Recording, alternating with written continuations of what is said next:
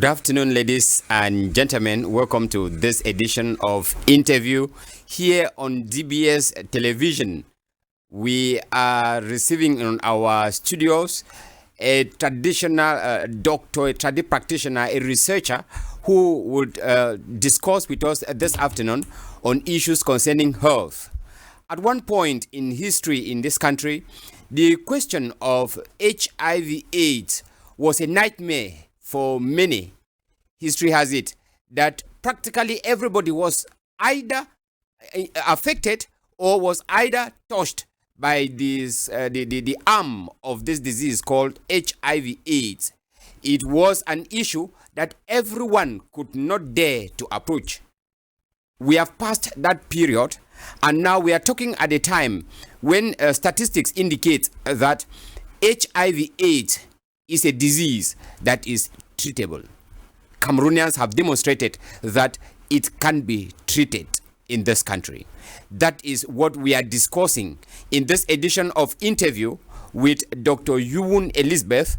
She is a researcher and a tradi practitioner. Good afternoon, doctor, and thank you for accepting to talk to us this afternoon. Good afternoon, sir. I'm happy to be here. Thank you so much, doctor. We are talking about the issue of HIV/AIDS and the treatment. What is the situation? Let's talk about the disease first. How is the disease AIDS in Cameroon? Has it finished? Do we still have AIDS in our society again? No, we have AIDS in rampant. Yes. I can say that it is increasing every day. Yes. Because what is happening is that these young girls, they have developed the skill that they are following even big people. You see a child of 12 years, the big man is following. And those people are people who know that they are contaminated.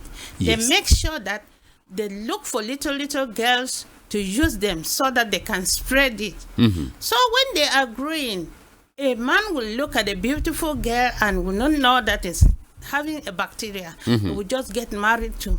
Maybe they go for diagnosis and he could not read fine. They discover that he is fine when she is not fine. When they go and join the marriage together, all them become victim. As they are delivering children, the thing is spreading. So it is a wonderful thing because the world is becoming Sodom and Gomorrah. When you look at the big man, you go to the to where they are drinking. You see little children coming there and taking things from them. That is how they are sleeping with them. So the HIV now is just spreading anyhow. In school, the students, they are going out with other students as they are contaminated. That is how they are contaminating other students. When you go to university, there is no girl that is respecting herself. There is no boy that is respecting herself. And you go to school, teachers also that are contaminated, they are using children to fool them that they will give them their marks for them to pass exam. This one has caused the whole place to be contaminated at all. When you go to the hospital and see the number of people who are standing in line to take the treatment, you would think that the whole place is contaminated. Okay. So HIV is a reality. It's spreading every day. Yeah. Okay, doctor, like I said at the beginning, there was a time here that people were afraid of it. When you just hear that there is AIDS, everybody was scared. It will appear now that people are no longer afraid. What is happening? They have just taken like it is oil that they are rubbing because they say that if somebody does not die HIV, he will die accident of something else. Yes. He will die malaria and so on. They say that all die is die, which is not a right thing. Actually. Yeah. All right. Now let's talk about it. You are declaring that you have succeeded to come out with a treatment for this disease, HIV/AIDS. Are there any patients who confirm that they have been treated? Many of them, if you want them to testify, they can testify to you. The fact is that I've been doing research on my own, and I discovered some of the plants that heal quickly, and I discovered some of the plants that attract the bacteria. I started from the one that is attracting bacteria. I used it. I call the name Erythrina. When I give it in magnet all the bacteria from the system, to leave the system free. Because when you see somebody is suffering from HIV, the system is not more active. Yes. And any cell will The immune system is destroyed. Down. And you know that a human being have 30,000 million cells that are active and having two reserve, that if anyone is falling, the other one can anyone take over. is replacing. So when these 30,000 million cells are dying down and those ones are protected by bacteria and other things, it does not replace in the body. And you discover that the body would be dying down. When it's dying down, it is bringing down also the left ventricular injection epidem, which conduct the heart to be beating fine. You see that the heart now will be losing the power. And you go to the liver, all those things that are accumulated around now, they will seal the liver. The metabolism will seal the liver. Liver cannot be able to pick the nutrient and send to the system.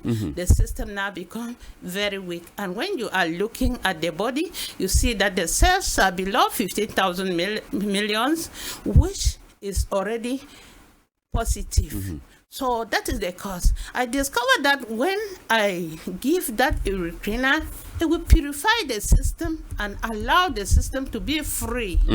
I give him the supplement and the vitamins that will replenish the body. When I give Moringonia, it enrich the system, and those cells that they were hiding, they will start bringing itself back, and you see that other one will multiply and replace back. When you are taking very good food and fruit, taking Moringonia, it enrich yourself very well, and you cannot have any problem. Okay, doctor, you talked about the plants that because you use plant to treat the HIV/AIDS. Is this plant available in our society in Cameroon, or you import it, or is it within reach?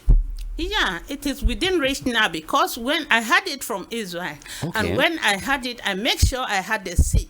I came and I planted at my area. In Cameroon? Yes, I have a land that the funds of Nso and the fund of Bamon crowned me and put it there. That land is big. I've planted part of it with medicinal plant. So this plant is presently now in my land where I'm finding before I'm using. Okay. Nobody can say that he is having, because nobody went with me where I got the seed. Actually. That is why I make sure I make the fence to protect the place that nobody should penetrate there. And this is why I'm advising the traditional healers that anybody should try to plant his forest, because time is coming when even government will not allow you to enter, to go and explore from any other person's land and find the medicine. I'm advising them to plant their medicinal garden so that they will be using it. So I'm using this medicine, and it is really very, very effective. All right, we'll be coming back to other issues, but I wanted to find out, is the treatment that too expensive to have? Is it at the reach of every Cameroonian? It is not too expensive. What I'm doing is that I treat somebody according to the bacteria that he had. There are some people that have HIV, they have chlamydia, they have tuberculosis, they have other things like asthma. When you are going to those ones, you have to look the product that is special for those things to make sure that those things get finished before you purify the system. So when you are taking of those other plants, you have to make a little price. Okay. There are some people that come and I treat them. I ask them the money, they tell me that that is not money. I've been spending 100, 200,000 in the hospital and I've not been well. They would even give me 500,000 that I should be helping the children there, which means I am not asking much money. I'm just doing because these plants are not discovered by myself. I discovered by the Spirit of God. Because this my treatment I'm doing is just a call of God. I lost when I was 5 years and they find me for 3 days. They did not know where I was. But still now I'm still having in mind how somebody came and took me and was harvesting plant and giving to me until my hands were full. And when they discovered you had the plant? Yeah. Yes. So I had the plan. When the man went and told me that I should go back, I will not cross water. We crossed 3 water. We reached a certain place. He told me that I should go back. I will not cross water again. I should not be afraid. I came and find myself under a tree. I did not know where to go. That is how they were looking for me. Before they see me, it was getting to a week. And they saw me, I started sick, and they were doing what they could do, but God was talking to me. All these things that I'm doing, when I sleep, God will show to me, and I'm going the next day, I will see what I saw in my vision. So anything I do with prayers and with the faith in God, and that is how it is happening. Even there are some people that are having HIV, that they are paralyzed, and they are already talking out of sense. When I walk on them and pray for them, you see them become normal. This is not my power, because sometimes I feel some extra power in me when I am talking with God to heal the person. I feel some extra power in me that will make me to talk more than how I expect. And before you discover, somebody will wake up and walk by itself. Okay, doctor, you said one point that you had the seeds of this plant from India. You have planted it in your piece of land. You are protecting it. Have you taken steps to protect your research so that tomorrow another person will not come and say that he is the one who came out with this, who succeeded in getting this research? Have you done anything? Maybe the law to protect your product, to make sure that it has a copyright kind of? Yes, I did the first research in University of Douala, and I took it to Yamon, and they diagnosed and discovered that the plan was a very good plan. Okay. Yes, I'm now using under my organization. Yes. And nobody can claim it, because if you claim it, you cannot even have it. Because I cannot prove to people that this is the seed. Exactly. If I have it, the seed. Exactly. I make sure I'm increasing and planting. Exactly. I'm not giving to people. So it is really special for me. Okay. Now, we are dealing within the domain of health. Is there anything, have you submitted this treatment to the Ministry of Public Health for to have government backing in what you are doing? Yeah. Okay. I've been working in collaboration with Ministry of Public Health, because so far as I come to Douala here, I've been in some union that we have been elected, even delegates in the board of directors, in the public health, in the regional level. So I've been working with them together. Even I was installed that time by the governor to be recognized that I'm the one who is doing the best thing. So they are aware, they are very aware. And that is why you see that my award is coming. They are the one who wrote about me before the international organization know about me, which means they are aware of what I am doing. Okay, which means you are no longer limited in Cameroon. Do you envisage taking this treatment out, because AIDS is not only in Cameroon? Do you envisage taking it to other countries, maybe beginning with neighboring countries, Nigeria, Chad, Central Africa, Gabon, before going out to other parts of Africa, even why not the world? Yes, I've taken to other countries. I launched a treatment in Nigeria, and I treat many people. I was given awards in African Forum. I launched a treatment in Morocco, and I treated many people. I was given awards from Morocco and many other countries. Like now, I'm having people from US. Many patients are coming from US. Why? Because there was a pastor that came here, was very sick, and she did not have a child. When she came and I worked on her, she was very fat. Something came out from her, and she conceived and had a child and began to announce me in US. Many people have come from US and taken their treatment, and they have helped me with a lot of money. So in that case, I cannot now be seeing someone who does not have anything, and I will abandon it. When you come to my office, you see more. Okay, you mean cases that they cannot help, you assist? I do it. When they carry somebody in an ambulance and bring it to my place, and allow it and go, I will walk and he will pass with itself. People will be asking, where's that person? The person is dead. I will be telling them that is the person that has just passed. They will not believe. God has given me the spirit that when somebody is already lying straight, when I'm walking and meditating in the word of God before I finish, you see the veins will wake up back and the brain will start working. Somebody will just become normal. Many of them. There's a boy that was having cancer in the lung, and they sent from the hospital that boy would die, that all the lungs are rotten. One day I will bring it and play the cassette here, and you see, when they bring that boy, I pray, and God told me the thing will burst. And I told the mother that let's watch. I walk. There was a certain place right at the chest. I touched it and pulse started coming like tap. When he is coughing, the pulse is coming so much. Pulse came like a full bucket from the chest. And he relaxed. We thought that he was dying. He asked for water. I gave drinking water. He drank. And he asked for pap. I sent the make pap and give him. The boy is a preacher now. Okay. He's preaching. And whenever he see anybody, he will come and show me that God had a hand in me. So there are many people that they have brought to me that they have forgotten them. And you will see they will get up and walk with their foot and go. Okay. So, all right. Let's talk about you.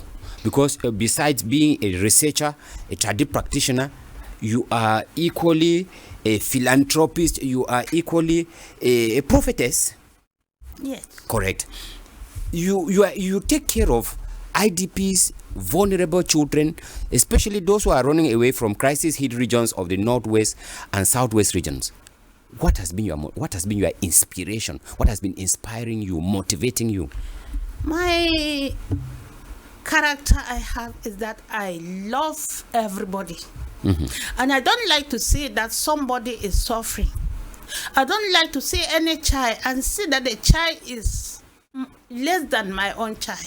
So when I started with this orphanage, I left the church in the morning. I was coming back. I saw two children standing beside the road with rags on their body. I looked, they had jigger on their fingers and food.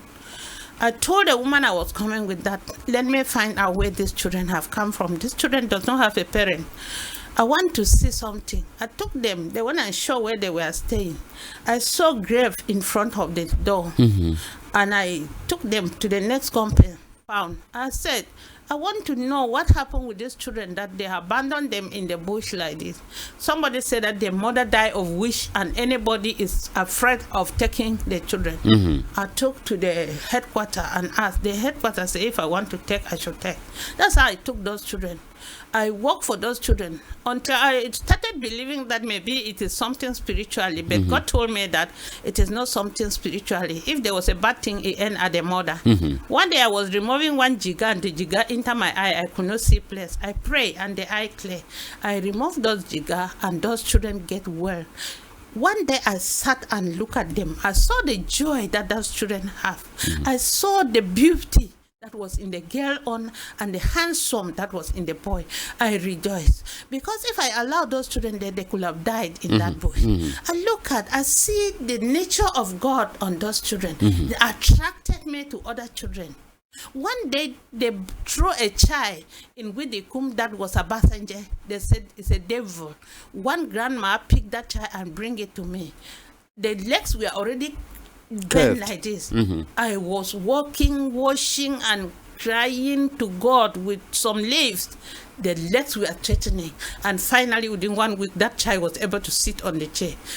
After 3 months, the child started walking and the eye that was the one of the animal disappeared. Today, Raw is in secondary school. Cool. So from those things, I just learned that it is good to take care of children that does not have anybody to take care. Then because of those one with Jiga, my news spread and they called me that there are some 2 children that the mother was in my Moka, Adamawa region, die and allow them there. Jiga is also killing. I went there and took. That is how it began. From 1999, I just bring them up, see how they are walking, humbling, I develop the character. So it become the one that I'm not the one that I'm looking for. People will just... People now know you, yes, and when they have such cases, they refer them to you. Carry the child that is already weak and bring it to me. So I will start working on it. Before I discover, it become my passion. So when I started taking care of them like that, I discovered that it is a good thing. In Kumbu, I was already having the school. They approved a school in my place. Children we are not more going to school. And I was you had classes now in your... Yes, in my home. Yes. I was having classes in my home because there were many children. I've not come here with all the children because I cannot convince them here. So as I do like that now, I started taking from left and right. When I would go to the village and see the child that does not have anybody, I would take it. From there, I started 1999 till today. I've brought up 397 children. That's what I read about you. And I've sponsored 17 in university that are trying now to do something. Some of them have gotten married, and the one that are married, men came to thank me that they don't know how I handle the children they are good. The men, their wives are thanking me. Therefore, I'm looking at what God has shown to me to be doing like a precious thing, because they are different from the children of the world. They are very different. What do you mean by different? They are different because you cannot see them hungry to go and drink. Okay. You cannot see them leaving school and going to another direction. So you are giving them a kind of a different moral upbringing.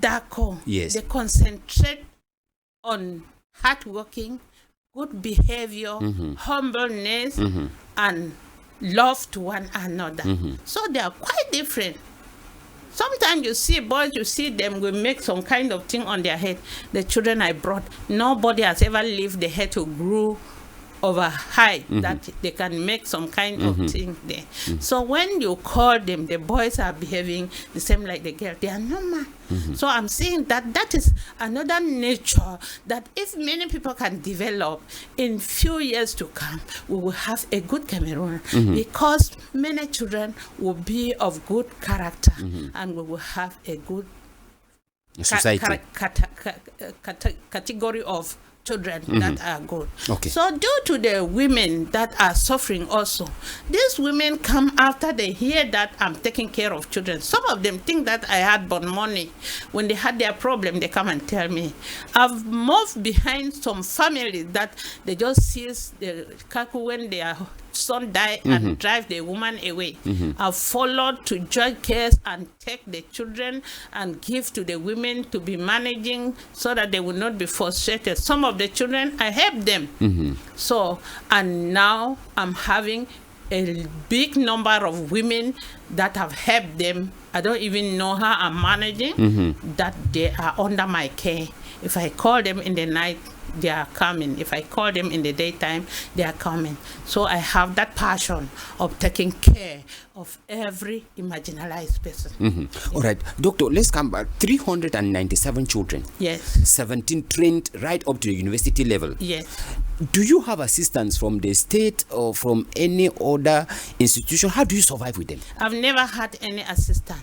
I survived because of this plan that God has given to me. Okay. In 1 month, if I can have 50 patients that are treated, and those are people that have moved around and they did not have solution, they must make sure that they give me enough money that I will be able to be making breakfast for those children. Because every day, breakfast, lunch, and dinner, I spend 15,000 on a daily basis. Yes, I'm having them here 51 in the house. All of them are going to school. Daily basis, I spend 15,000. This time round, my friend that with the patient that I'm treating, they are supporting me. Some will buy rice, some will buy granola oil, some will buy savon, some will buy spaghetti. So most of the time, I don't go to market now frequently because it is already discovered. For my government, maybe they have not discovered me. They have never helped me. Even social affairs has never helped me. Before I left Kumbu, they were asking me to pay 200,000 so that they can prepare my file and give me. Who was asking to pay 200,000? The chief of service okay, all right. for social affairs was asking I should pay 200 for him to prepare my file so that I can get some recognized money, yes, some money to 1 million for maybe 1 subvention year, yes, for subvention. So I told him that for me to take 200,000 and give him and take 1 million, which will be 800,000, and before it will come, children would die, I will not give.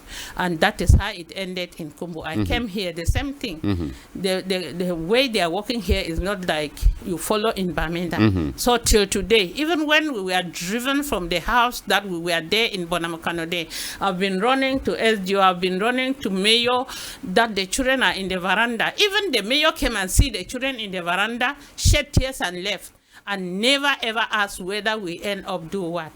Now, those children are under a place in the market. we are in the market for 8 years.